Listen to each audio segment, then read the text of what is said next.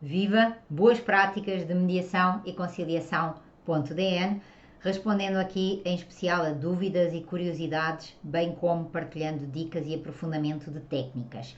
E o tema escolhido é: quando o mediador conhece o assunto e enxerga solução mais barata, o que fazer? Bom, entender claramente o papel do mediador e as diferenças com o papel de árbitro, conciliador, terceiro neutro, advogados, com parecer vinculante entre as partes ou mesmo até o juiz é muito importante.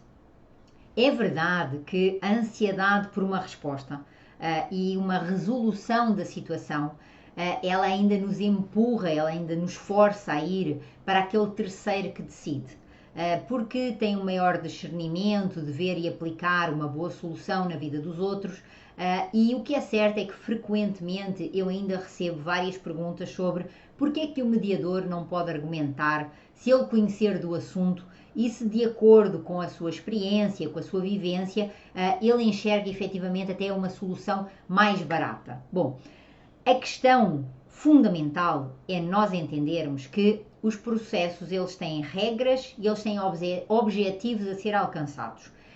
Quando nós desvirtuamos essas regras e esses objetivos, nós podemos encontrar uma solução e podemos construir uma solução que até é uma solução aceita por todos os intervenientes. Sim, podemos, mas não estamos a fazer, não estamos a cumprir com aquilo que é aquele processo. E a questão, para mim, é só essa.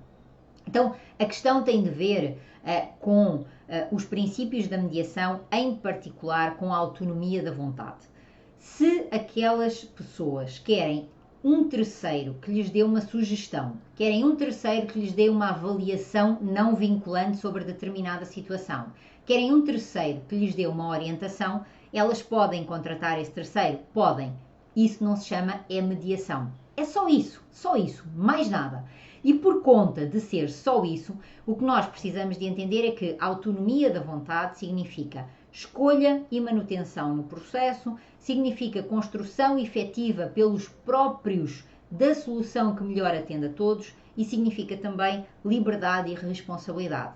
Então, quando nós falamos do princípio da autonomia da vontade dentro do processo de mediação, aquilo que nós estamos a dizer é que eles tanto podem escolher o processo como a qualquer momento sair do processo, sem consequências, sem nenhuma penalização, porque eles não são obrigados a permanecer no processo. E isso é que traz essa liberdade e essa responsabilidade para querer estar ali de acordo com as regras e com os princípios que o processo oferece. E porquê que isso é tão interessante e importante? Essa foi uma das justificações que me levou a considerar o processo de conciliação como um processo híbrido. Híbrido em relação a quê? Ele é um processo onde, efetivamente, os intervenientes o escolhem por autonomia da vontade, o escolhem porque querem. É também um processo onde eles permanecem porque querem. E é também um processo onde a solução é construída porque eles assim a desejaram. Então, porquê que eu coloco aí esse elemento de que é híbrido? Porque a partir do momento em que esse terceiro, que é o conciliador, ele pode dar sugestões, ele pode dar palpites, ele pode dar algum conselho, não conselho técnico nem jurídico, porque isso é exclusivo da advocacia, mas algum conselho da sua vivência, da sua experiência, esse conselho ele vai contaminar a possibilidade de uma determinada solução. Então, essa autonomia, ela vai ficar um pouco desvirtuada. Agora, o que nós precisamos de entender é que ter conhecimentos técnicos em determinada área pelo mediador são irrelevantes para efeitos do processo de mediação. Porque o mediador não tem por função aconselhar, dar opinião ou palpite.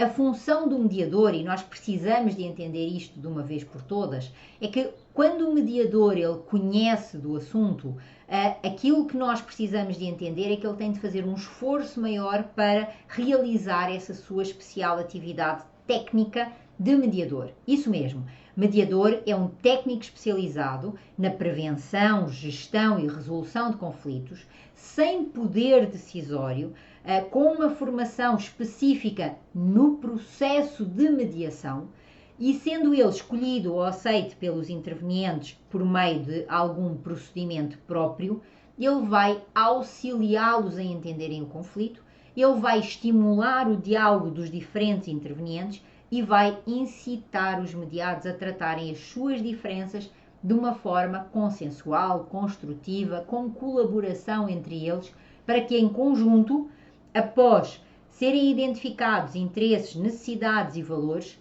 seja viável construírem possibilidades de soluções com ganhos para todos na resolução efetiva daquela situação. Então, com isto, aquilo que nós estamos aqui a trazer e aquilo que em particular eu estou a partilhar com vocês é que quando o mediador ele conhece de um assunto em particular e ele até enxerga uma solução que é uma solução mais rápida, mais económica e que no entender dele seria mais eficiente, mais eficaz e até mais, e com isso tudo mais efetiva, ele vai precisar de se conter em relação a esse conhecimento técnico ou esse conhecimento prévio que ele tem em relação àquela situação em particular.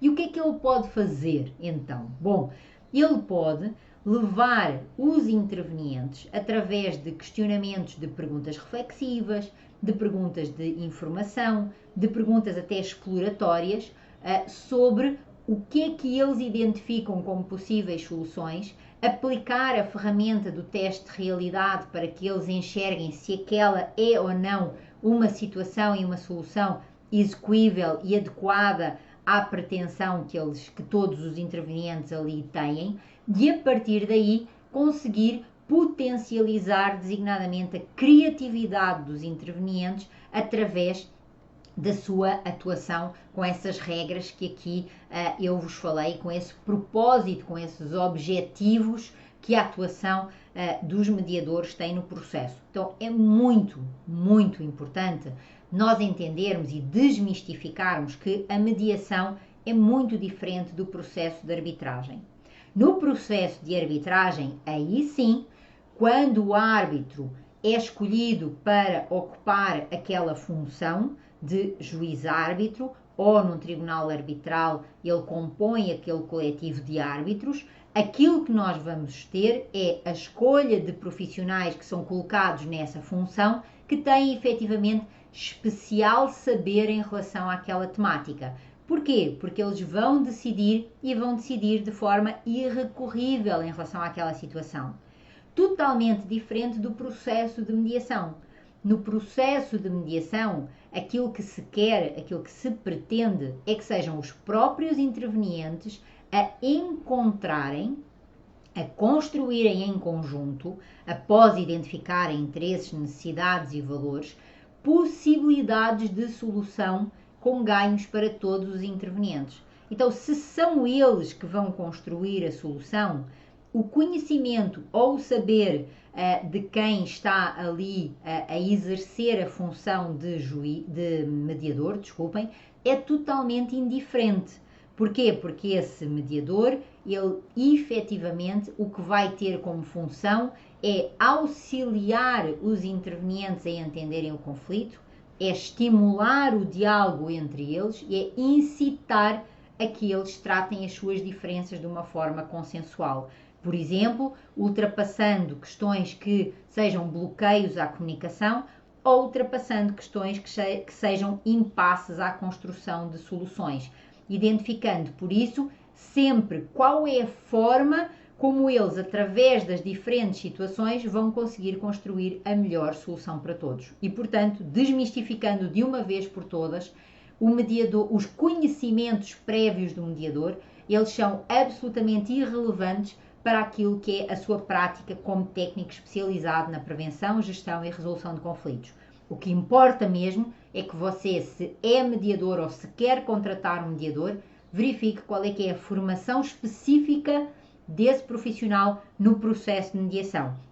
E, em particular, em processos de mediação temáticos, processo de mediação empresarial, processo de mediação laboral ou trabalhista, processo de mediação na área da saúde, processo de mediação na área da vizinhança, condomínios, processo de mediação na área escolar e por aí vai. São inúmeras as áreas de especialização de mediação e isso sim é que é o grande diferencial. Da minha parte, eu desejo ter aí ajudado a desmistificar e a responder a estas questões, bem como a quebrando alguns mitos que ainda correm. Compartilha aí nos comentários o que a minha fala te despertou, bem como as realidades já vivenciadas ou alguma dúvida ou questão que ainda tenha sobre o tema. Coloca o seu gosto, dê o seu feedback e eu aguardo para ver ou rever os seus comentários e também partilhe com alguém que precise deste conteúdo. Da minha parte, já sabe, um abraço, muito obrigada e até ao nosso próximo encontro.